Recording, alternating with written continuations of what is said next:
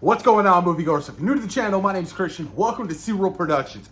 Boy, do we have some interesting topics to dive deep to in today's video, you guys. I'm excited. We're talking Marvel, we're talking DC, we're talking a lot of good stuff, and fans are going to be happy with some of these reports coming our way. Now, we got to talk about the elephant in the room, the one that got me that much more excited. Daredevil in the MCU, right? We were all super pumped to see Daredevil, at least to see Matt Murdock in Spider-Man No Way Home as his lawyer.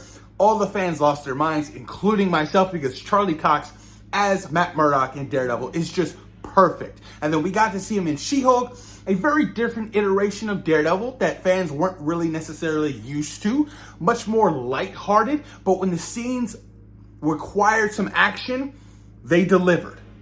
Well, we got an update, you guys. We got an update for Daredevil Born Again, Echo, and this whole Marvel spotlight that I cannot wait. Echo drops all 5 episodes next week under Marvel's new banner Spotlight, where the much darker, grittier, characters, where Marvel can tell those stories without any kind of restrictions, right? We're all excited about that. Can't wait to see, however many more projects they have in store underneath that banner. But as of yesterday, you guys, Vincent D'Onofrio and also promo, attached to Echo has confirmed that the Marvel Daredevil stuff, right, on Netflix is officially canon within the MCU. That is so reassuring because there's no way you can't just skip over the first 3 seasons of Daredevil and then jump into something completely new. They established such a great world and a great tone in those first 3 seasons for that Daredevil show. It would be blasphemous not to continue on that story. So the fact that even the showrunner for Echo kind of did confirm this as well, that it's canon. So I'm like, absolutely, like, this is dope. I mean, even the recent promo, like they released like a little teaser trailer for Echo, and it had the kid version of Kingpin that was in, I think, oh my God, was it in season 3? I believe it was in season 3 of Daredevil, where we got some more backstory. I was like, this is perfect. This is what fans wanted. We wanted the canon within the Marvel Netflix stuff to be crossed over into the MCU. You know what I mean? Because I can't imagine them trying to retell these stories and stuff of that nature within, the MCU. It's like, it's already been established. It's already there. Fans already love these characters. Why not continue on and just embrace the Marvel Netflix stuff? Because it was that good. It set the bar for comic book shows. It really did. I mean, with Luke Cage as well, Iron Fist got a lot of flack because it was terrible. Jessica Jones, and why I feel like I'm missing something. Luke Cage, Daredevil, Jessica Jones, Iron Fist. I'm not missing anything else. Punisher, my boy John Bernthal, you guys, cannot wait. But I'm excited, man. I'm really pumped to see Daredevil Born Again. I'm excited for Echo, all 5 episodes next week. That is going to be super exciting. Everything we've seen from Echo looks absolutely astonishing. I mean, I can't wait to see Daredevil, the Daredevil that we loved so much within that Marvel, that Netflix series, completely transfer over into the MCU. And, I'm pretty sure Kevin Feige and other executives have heard the fans' cries. I mean, because honestly, like, it was such a huge character change in She-Hulk for the character. Or even Kingpin in, Hawkeye. That was not the Kingpin we watched. And, the Daredevil series, crushing a guy's head with a car door. And it was like blasphemous. It really was. I'm not the only person who felt that way. A lot of people felt like the Kingpin version in Hawkeye was so watered down. They're like, oh, you can keep that Kingpin. He got beat up by Kate Bishop. What? No.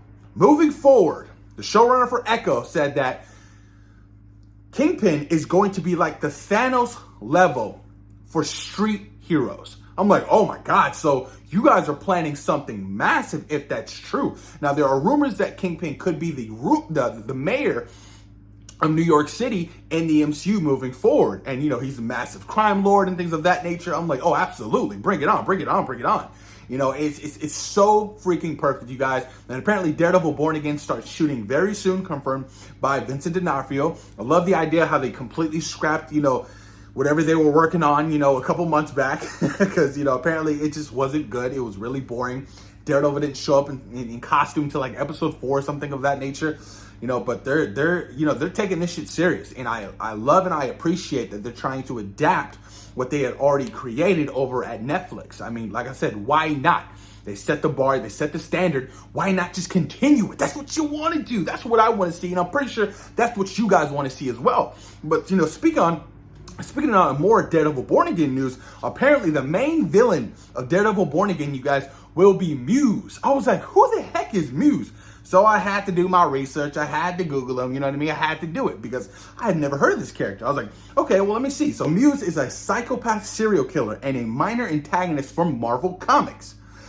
Being an antagonist to Daredevil and Blind Spot, he's a mysterious and deep disturbed serial killer who believed he was giving purpose to his victims by turning them into twisted works of art via transforming their blood and gore into large memorials and other displays. Muse never reveals his true name, and his exact origins remain a mystery, and his exact powers being unexplained, and how he obtained them being equally unknown. Come on now. There's no way you can do a character like Muse, like the character description I just read, and not have that be R-rated or thrown under the Marvel Spotlight banner. Like, oh my God, just based off that description, Daredevil Born Again is going to be a banger. It sounds like he kind of is in the lore of like the Riddler and the Batman, you know what I mean? I'm hoping it's like kind of like a detective thing where Daredevil and Matt Murdock has to find this guy who's, obviously a serial killer who's killing a bunch of people. Like that just sounds so intriguing to me from, a story standpoint. And you throw in the Kingpin as well and whoever heroes you might have. It is so exciting. I can't wait for those 18 episodes of Daredevil Born Again, you guys. I'm hyped, and a lot of fans are hyped as well. But continuing on, more news. So Drew Goddard, he's the showrunner for Daredevil Netflix. Apparently, Marvel is, interested in him directing Spider-Man 4. Those are the reports coming from Daniel Daniel Richmond, you guys, a very reliable inside scooper. I was like, ooh, wait a minute. I love Daredevil 1, 2, and 3. Absolutely. Look, we need a tonally shift in Spider-Man after Spider-Man No Way Home. I loved what John Watts did with the first 3 films. No Way Home was a banger, of course, but you need a tonal shift if you're going to do a whole new trilogy on a different Peter. Peter is not the same Peter Parker in Spider-Man 4 than he was in Spider-Man Homecoming. He's lost damn near everybody, his identity, the love of his life. Nobody knows who he is. And there is that emotional struggle, the street level stuff. Absolutely. I mean, if the showrunner of Daredevil, come on now. You telling me that Daredevil is not going to show up in Spider-Man 4? Come on now. Come on. It's going to happen. I can't wait. Like, I'm super excited if this turns out to be true. Like I said, I love John Watts. I love what he did.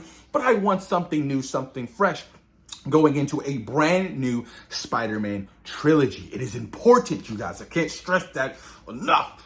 The fighting choreography and all that stuff. I want to see better web swinging in Spider-Man 4 and 5, and 6. There's so many different elements I really want to see. The symbiote, obviously, is now going to attach itself to Peter, in the MCU moving forward because of that little post-credit scene. But there's so many great things, so many freaking amazing stories they can adapt going into 4, 5, and 6 for, Spider-Man 4. I mean, I'm super excited about that, you guys. It's going to be dope. But continuing on about some more news stories. Now, we were all excited to see Patrick Stewart come back as Professor X in Doctor Strange in the Multiverse of Madness, right? I was excited. I'm pretty sure you guys were excited. And when he rolled out of there, we should tell him the truth. And then the X-Men, animated theme song came out. I was like, oh, let's go. I was just goosebumps all over. It was exciting. But apparently Patrick Stewart didn't really like it. And it's really concerning and disheartening. And it's just, I feel for him. You know what I mean? Like, he's up there in age. And he comes from theater. He's been around for such a long time. Him and Ian McKellen, you guys, they've come such a long way. And one of the things he stressed about what he didn't like, and this is what he said. So, it was frustrating and disappointing filming his scenes in Doctor Strange in the Multiverse of Madness. Those are his words, frustrating and disappointing, because he filmed everything alone. That's how it's been the last few years. It's been a challenge. That's unfortunate because His scenes were dope. And can you imagine having, Patrick Stewart alone on set, not having everybody? I get it, schedules and stuff like that. It just didn't work out. But it sucks coming from an actor like him and his caliber, or even like Ian McKellen. He explained his concerns when he was doing The Hobbit, just acting on a green screen, pretending to hit stuff. It was heartbreaking for him. And it sucks. Come on, man. You have Patrick Stewart. Why not have everybody on set? Best believe in X-Men and X2. You know what I mean? Everybody was on set. There was, you know what I mean? It just sucks. It really does suck. And who wouldn't want to be on set of Patrick Stewart returning as Professor X? Like, duh. Like, I would be like, I'll be there. Like, ASAP. You know what I mean? It just sucks, But he also did tease a return for Deadpool 3. And this is what he had to say about that. I do now have every confidence that he's still around. Deadpool 3 has come up. There's been a process. Look, Hugh Jackman's back for Deadpool 3. Deadpool 3 is going to be a legacy film going into, Avengers Secret Wars. All of our beloved X-Men are going to be back. Come on now. We got to see Patrick Stewart in the classic, hovering yellow, wheelchair. We got to see him return interacting with the other X-Men. You know what I mean? It's going to be pitch perfect, and I can't wait to see. And hopefully his experience role doing Deadpool 3 is much more enlightening and better for him. Honestly, it's Patrick Stewart, man. I'm pretty bummed out at Kevin Feige and Sam Raimi to do that to Patrick Stewart. You know what I mean? It sucks, ultimately. But moving on to the next story, you guys, DC. This is interesting. Now, Harley Quinn. When is Harley Quinn returning to the big screen? Well, we're going to get Lady Gaga as Harley Quinn in Joker 2. But what about Margot Robbie? She's such a massive star right now, producer. Barbie could possibly get nominated for Best Actress for Barbie, you guys. Does she have time? And should she continue as Harley Quinn? Well, she had something to say about that. And also James Gunn as well. So Margot Robbie said that if she will continue to play Harley Quinn, this is her quote: "I always wanted Harley to be a character that would get passed on to another actress to play. The way there's so many iconic male characters. That was always my dream for her." Ooh, I don't know, you guys. I don't know what that means, honestly. I mean, it sounds like she's kind of done. And I think it's a stab in the back for Warner Brothers to have Harley Quinn that's not Margot Robbie in Joker 2. Now, I'm not saying I'm not excited to see Lady Gaga as Harley Quinn. I'm not saying that. But it's like, I'm already this character. I'm beloved. Everybody loves my Harley. I've been Harley in, Suicide Squad, The Suicide Squad, Birds of Prey. What's going on here? You're stabbing me in the back right now. Like, why is there a different iteration of Harley? Not different. I get it. It's an Elseworld story. It's Joker. It's a completely different universe. But come on now. Like, what's up with that? And I get that, if she does feel that way. But according to James Gunn, he hasn't even talked to Margot Robbie in a while. But he said that he's willing to work with her in the DCU, either as Harley or a different character. But he says, as of right now, there are no plans for Harley Quinn to return. So I'm like, that makes sense. You don't want to have Harley return without establishing your whole new Gotham, your whole new Batman. That just wouldn't make sense. Because guess what? Ben Affleck's Batman is out. And that was Harley's Batman. Now you have to establish a whole new Gotham, right? Now you have to establish a whole new Joker. How's that going to work, right? That's the thing. Matt Reeves has his Joker. You know what I mean? And Joaquin has his Joker. You telling me we're going to get another Joker that's not Jared Leto? It is just so much to deal with, you guys. It's an issue. That's why a lot of fans were like, excuse me. A lot of fans are like, well, just reboot everything so we don't have this problem. Have Matt Reeves' Batman connected to your universe. But obviously, Matt Reeves is like, no. I got my stuff over here. You guys are over there. My movie made money. My universe is going to be doing great things. But you guys handle your stuff over there. So it's going to be, James Gunn has his hands full. We're even just with Superman Legacy. I heard he's halfway done with the script for Peacemaker Season 2, which I cannot wait for because Peacemaker Season 1 was phenomenal. The Suicide Squad was pizza chef. But, he has his hands full with moving forward in this brand new DCEU world. DCU world, not DCEU, because that has ended with Aquaman 2 and The Lost Kingdom. But please, man, let me know what you guys think about today's topics. I mean, there's some good ones. Some good ones with, Patrick Stewart as Professor X returning and his feelings about that. Or all the Daredevil Born Again and Echo news. I mean, there's so many good things to talk about, you guys. So please post your comments down below. Let me know what you guys think. And thank you for taking time out of your day for watching Zero Productions. Peace.